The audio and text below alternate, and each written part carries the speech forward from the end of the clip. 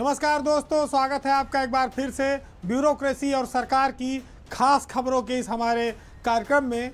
तो चलिए शुरू करते हैं पावर सेंटर।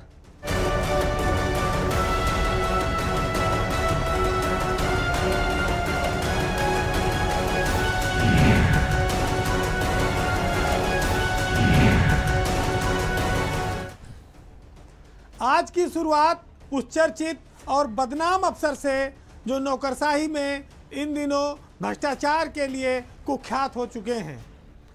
बात है इन्वेस्ट यूपी के सीईओ रहे अभिषेक प्रकाश की, जो खाली इन्वेस्ट यूपी ही नहीं, लखनऊ के डीएम रहने के दौरान जो डिफेंस कॉरिडोर में भटगांव में ज़मीन के जो मुआवजे के वितरण में तमाम आरोपों में फंसे हैं, उस पर एक नई कहानी सामने आ रही है। वो भ्रष्टाचार के लिए बदनाम हो चुके हैं, नौकरी से सस्पेंड चल रहे हैं। अब सरकार उन पर फिर से शिकंजा कसने की तैयारी में है। डिफेंस कॉरिडोर जमीन अधिग्रहण का जो घोटाला है, सरकार उसमें अभिषेक प्रकाश से अब रिकवरी कराने की तैयारी कर रही है। यानी कि जो करीब 58 करोड़ के लगभग मुआवजा बटा है डिफेंस कॉरिडोर में, उसमें जिला अधिकारी समेत जो 16 अफसर फंसे हैं, इनसे पैसों की रिकवरी भी हो सकती है गलत मुआवजा बांटने के आधार पर। मुख्यमंत्री योगी आदित्यनाथ द्वारा बताया जाता है कि इस मामले में हरी झंडी दी जा चुकी है। भटगांव में जो जमीन घोटाला हुआ है, उसको लेकर नियुक्ति विभाग सक्रिय है और उसने आधार बनाया है रेवेन्यू बोर्ड के उस रिपोर्ट को, जिसमें रजनीश दुबे ने इन सब अफसरों को दोषी ठहराया था। चर्चा है कि बहुत जल्दी अभिषेक प्रकाश को नोटिस भेजी जाएगी रजनीश दुबे की उस जांच रिपोर्ट के आधार पर, जिसमें तत्कालीन एसडीएम, तहसीलदार, कानून गो ये सब शामिल हैं। गौरतलब है कि सरोजनी नगर तहसील जो है वो वहाँ का एक गांव है भटगांव, जहाँ पर रक्षा मंत्रालय द्वारा डिफेंस कॉरिडोर बनाने के लिए ज़मीनों का अधिग्रहण किया गया था और उस समय तत्कालीन जिलाधिकारी अभिषेक प्रकाश थे लखनऊ के, उनको मालूम था और बताया जाता है कि अपने चहेतों को वहां पर उन्होंने ज़मीनें खरीदवा दी, जिसमें करीब 58 करोड़ रुपया मुआवजा दिया गया और इसमें बहुत बड़ा खेल कर दिया गया। यानी कि तहसीलदार, कानूनगो, एसडीएम सब ने, किसी ने अपने नौकर के नाम पर, किसी ने अपने रिश्तेदार के नाम पर, किसी ने ड्राइवर के नाम पर ज़मीनें वहाँ पर पट्टे की, संक्रमणीय, इन सबको लिखवाया और कुछ ही महीनों में मोटा मुआवजा 4 गुना 6 गुना लेकर करोड़पति बन गए। अभिषेक प्रकाश के रहमो करम से ये सब चीज़ें होती रहीं, उनकी जिम्मेदारी में ये सब चीज़ें होती रहीं और इसकी शिकायत जब हुई तो राजस्व परिषद के तत्कालीन चेयरमैन थे रजनीश दुबे, उन्होंने डीएम समेत सारे पूरे प्रकरण की उन्होंने जांच कराई है और उसमें 16 अधिकारी को उन्होंने दोषी ठहराया है।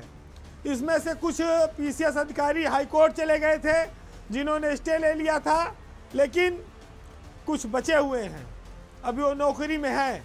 उनको नियुक्ति विभाग निलंबन पत्र थमाने की तैयारी में है। कुछ ऐसे भी हैं जो रिटायर हो गए हैं, उनके तो पेंशन से रिकवरी की जाएगी। अभी तो इन सबको नोटिस दी जा रही है और जांच इस बात की भी हो रही है कि किस अफसर की वजह से कितने सरकारी धन की क्षति हुई है। उसी आधार पर इन अधिकारियों पर रिकवरी, निलंबन और सारी कार्रवाई होगी। वैसे डिफेंस कॉरिडोर लखनऊ में सरकार की नाक के नीचे जमीन का एक ऐसा घोटाला है, एक ऐसा दाग है जो अभिषेक प्रकाश पर सरकार ने भरोसा किया था और उस भरोसे को अभिषेक प्रकाश ने तार तार कर दिया। जनता की ज़मीनों को लूट लिया एक तरह से कहा जाए, और लोग करोड़ों की ज़मीनें कौड़ियों के भाव पाकर चुप मार कर बैठे रहे। बंथरा थाने में कई एफआईआर भी लिखी गई, लेकिन सब में डीएम के प्रभाव से फाइनल रिपोर्ट लगा दी गई। अभिषेक प्रकाश के भ्रष्टाचार की कथाएं अनंत हैं, वो ख़त्म नहीं हो रही हैं और वो बेखौफ होकर भ्रष्टाचार करते थे।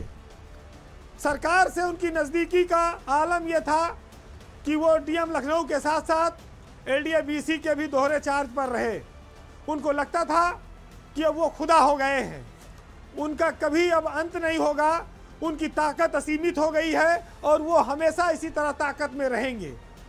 और इसी ताकत के दम पर उन्होंने लोगों पर बुलडोजर चलाए, लोगों को रौंदा, लोगों के साथ अन्याय किया।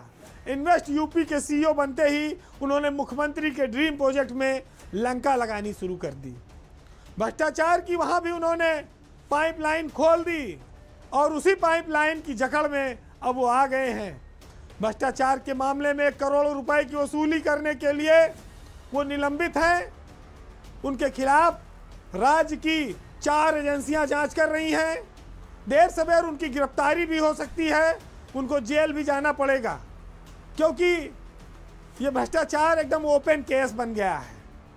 इसमें सरकार जिंदा मक्खी नहीं लील पाएगी, वो उनको किसी भी हालत में नहीं बचा पाएगी।